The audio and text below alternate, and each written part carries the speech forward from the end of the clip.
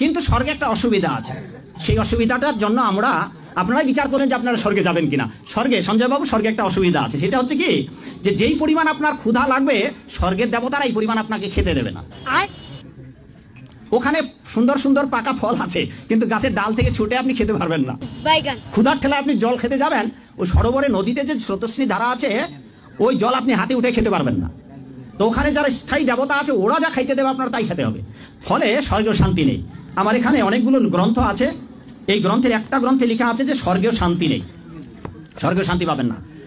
ওখানে 18 বছরের যুবক হবেন, জন্মাবেন, রোগগ্রস্ত হবেন, তারপর অবশেষে 10,000 যেদিন পূর্ণ হবে তখন আপনার এই গলের মালাটা শুকিয়ে যাবে, গলের মালাটা আপনার গলা থেকে ছিঁড়ে যাবে।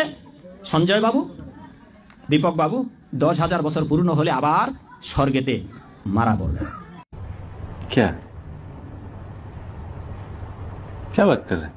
रुको जरा, सबर करो, बोला धक्का बुक्की नहीं करने का, आराम से लेने का। हाँ, জান্নাত মানে কি? যা ইচ্ছা তাই করতে পারবেন। জান্নাত মানে কি? আপনি চাচ্ছেন আল্লাহ আমি এখন একটা খামর চাই, শরাব আপনার সামনে হাজির, চিন্তা করার সাথে সাথে। জান্নাত মানে কি? আল্লাহ আমি আপনাকে দেখতে চাই, আল্লাহকে আপনি দেখতে পারবেন। জান্নাত মানে কি? আপনি মধুর নহর, দুধের নহর, পানির নহর, শরাবের নহর, হুরে নেঈন চতুর্দিকে ঘোরাফেরা করছে।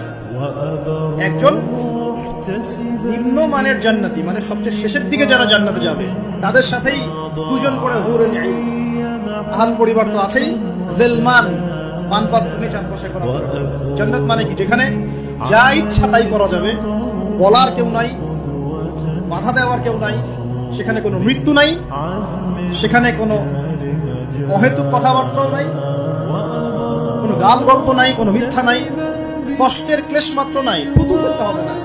জান্নাত মানে থুতু ফেলতে হবে না। জান্নাত মানে হাঁচি হবে না, নাক ঝাড়তে হবে না। জান্নাত মানে ইস্তেঞ্জা, পেশাব পায়খানা করার টেনশন নেই। মানুষ খাবার খাবে, একটা ঢেকুর তুলবে, ব্যাস খাবার হজম হয়ে গেছে। আর জান্নাতের সবচেয়ে বড় বিষয়টা কি? আল্লাহ পাককে আমরা এই চোখ দিয়ে দেখতে পারবো। তার সমকক্ষ একটা বিষয় হচ্ছে আল্লাহ পাক বলে দিবেন যে আমি তোমাদের সবার উপর সন্তুষ্ট হয়ে গেলাম, যাও কোনোদিন অসন্তুষ্ট হবে।